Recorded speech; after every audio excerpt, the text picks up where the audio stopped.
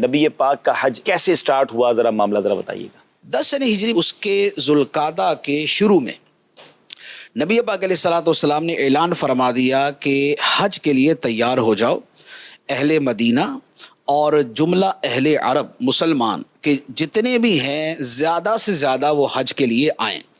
جب یہ اعلان پہنچا تو اب اس کے بعد تو پھر سارا اہل مدینہ تو قریب قریب کے شہر سب کو اور حقیقی چلچ ہے اور اتنی بڑی تعداد کہ مدینہ منورہ میں اتنی بڑی تعداد کبھی آئی نہیں تھی۔ یہ مدینہ منورہ میں پہنچے کہ یہاں سے نبی پاک علیہ الصلوۃ والسلام کے ساتھ جانا ہے، جانا بھی ساتھ ہے، ڈائریکٹ نہیں پہنچنا، جانا بھی ساتھ ہے۔ وہ سرکار علیہ الصلوۃ والسلام نے خود فرمایا تھا کہ میرے ساتھ چلو تاکہ جو حج کے طریقے ہیں وہ سارے کے سارے عملی طور پہ سیکھ سکو۔ 25 کو جیسے نبی پاک علیہ الصلوۃ والسلام مدینہ منورہ سے روانہ ہوئے تھے، ظہر کی نماز پڑھ کے روانہ ہوئے 25 ذوالقعدہ کو، ظہر کے بعد روانہ ہوئے اور عصر جو ہے وہ ذوالحلیفہ میں جا کے پڑی تھی، اور پھر وہاں پر قیام کیا، اور یہ عصر مغرب عشاء فجر اور ظہر، اگلے دن ظہر کی نماز پڑھ کے پھر وہ جو سارے معمولات تھے کہ نبی پاک علیہ الصلوۃ والسلام نے غسل فرمایا، غسل کے بعد جو ہے وہ احرام باندھا، اپنے بدن اطہر کو اور سر مبارک کو خوشبو لگائی، حضرت عائشہ صدیقہ رضی اللہ تعالی عنہ نے خوشبو لگائی، اور اس کے بعد پھر وہ نوافل ادا کیے گئے، اور اب اس کے بعد پھر نبی پاک علیہ الصلوۃ والسلام جو ہے وہ اپنی اونٹنی پہ جلوہ فرما ہوئے، اور پھر آپ نے لبیک اللہم لبیک کی تمام ازواج ساتھ تھے مفتی صاحب، جی تمام ازواج مطہرات ساتھ تھے، جی تمام ازواج مطہرات جو ہے وہ اس سفر میں ساتھ تھی، اور مدینہ منورہ میں بہت قلیل تعداد باقی تھی، اور یہ حضرت ابو دجانہ رضی اللہ تعالیٰ مشہور صحابی جو ہے، تو یہ پیچھے جو ہے نا وہ اہل مدینہ پہ یعنی کہ نائب کے طور پہ جو ہے وہ مقرر کیے گئے۔ تو یوں وہاں سے نبی پاک علیہ الصلوۃ والسلام روانہ ہوا۔ جب آپ نے تلبیہ فرمایا تو اب صحابہ کرام میں بھی ساتھ ہی تلبیہ کہنا شروع کر دیا، تو وہاں حدیث میں مبارک ہے جبرائیل امین علیہ الصلوۃ والسلام نے عرض کی یا رسول اللہ اپنے صحابہ کرام سے فرمائیں کہ یہ تلبیہ اونچی آواز سے کہیں۔ اللہ تو پھر اس کے بعد جو ہے وہ بلند آواز سے تلبیہ، اب یہ کوئی تقریباً وہی کہ 90,000 کے آس پاس جو ہے، بلکہ اس کے بارے میں بھی 2 قول ہیں کہ یہ جو کہا جاتا ہے نا کہ 1,25,000 یا 1,24,000 جو صحابہ کرام نے حج کیا، یہ کیا ٹوٹل حاجی تھے یا یہ وہ تھے جو نبی پاک علیہ الصلوۃ والسلام کے ساتھ روانہ ہوئے تھے؟ تو اس کے بارے میں ایک قول یہ ہے کہ 1,24,25,000 جو ہے یہ تو وہ ہیں جو خود نبی پاک علیہ الصلوۃ والسلام کے ساتھ مدینے سے ذوالحلیفہ سے اور کچھ راستے سے شامل ہوئے تھے۔ باقی جو حضرت علی رضی اللہ تعالیٰ عنہ کے ساتھ، جو حضرت ابو موسیٰ اشعری رضی اللہ تعالیٰ عنہ کے ساتھ یمن سے قافلے کے قافلے آئے تھے، وہ اس کے علاوہ تھے، تو وہ تعداد جو ہے وہ مل کے وہ اس سے بھی زیادہ تعداد بن جاتی ہے۔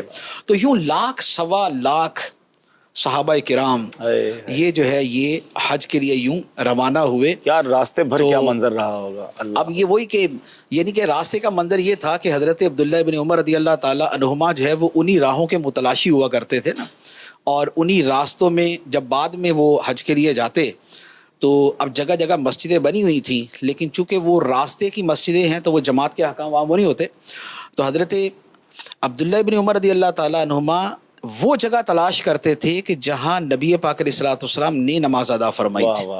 تو اب جیسے مسجد یہاں بنی ہوئی ہے، وہ جگہ وہاں پر ہے، تو وہ وہاں جا کے نماز ادا کرتے تھے کہ سرکار نے یہاں نماز ادا فرمائی، تو یہ وہ جگہ تھی۔ تو یوں جو ہے یہ پھر جو ہے وہ 4 ذوالحجہ کو جو ہے یہ مکہ مکرمہ پہنچے، لیکن اس سے 1 رات پہلے نبی پاک علیہ الصلوۃ والسلام نے وادی ذی طویٰ، یہ مکہ مکرمہ سے تھوڑا سا پہلے وادی ہے، وہاں قیام فرمایا تھا کہ یہاں پر آرام کر کے تھکاوٹ وغیرہ دور کر کے تو نیکسٹ ڈے جو ہے وہ مارننگ میں جو ہے وہ مکہ مکرمہ میں داخل ہوں گے۔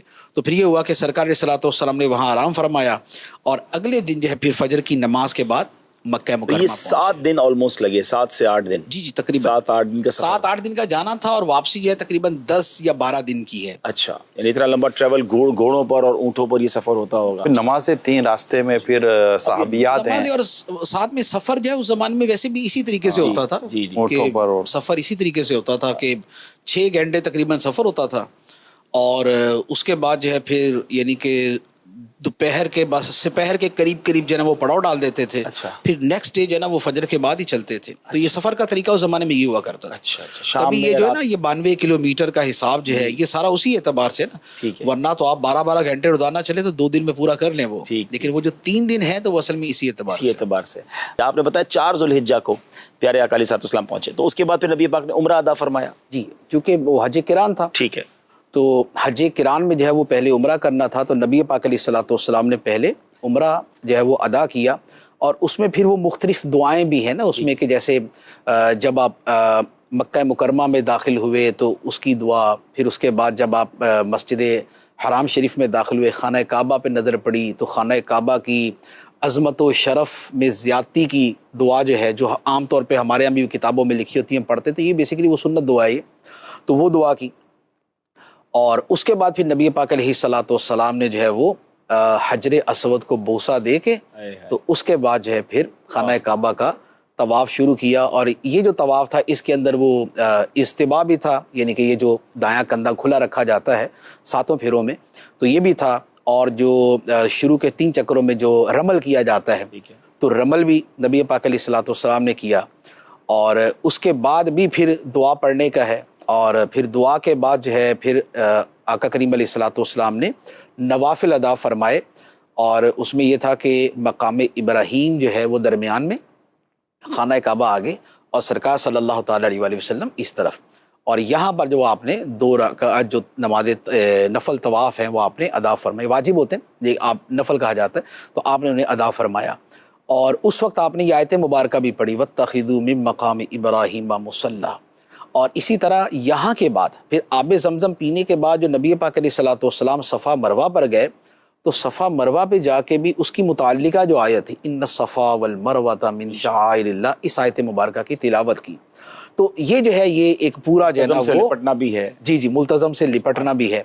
तो इसमें एक जो चीज़ जो है वो बयान करने की है वो ये भी है कि कुरान पाक की जो आयत वाह वाह, जिस मौके के एतबार से हो, अगर आदमी को वो याद हो और उस मौके पे वो पढ़े और उस पर सोचे, वाह वाह, तो उससे एक ज़ौक़ में और कुरान फहमी के अंदर बड़ा इजाफा होता है। मैदान अराफात में हाज़री की एक फ़जीलत ये है कि इस दिन बख्शिश कर दी जाती है।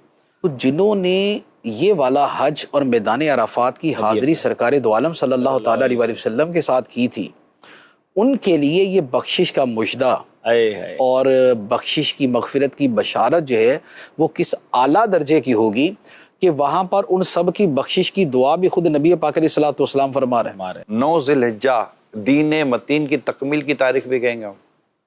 जी जी जी, हज्जतुल कमाल और हज्जतुल तमाम जो है वो इसी एतबार से है।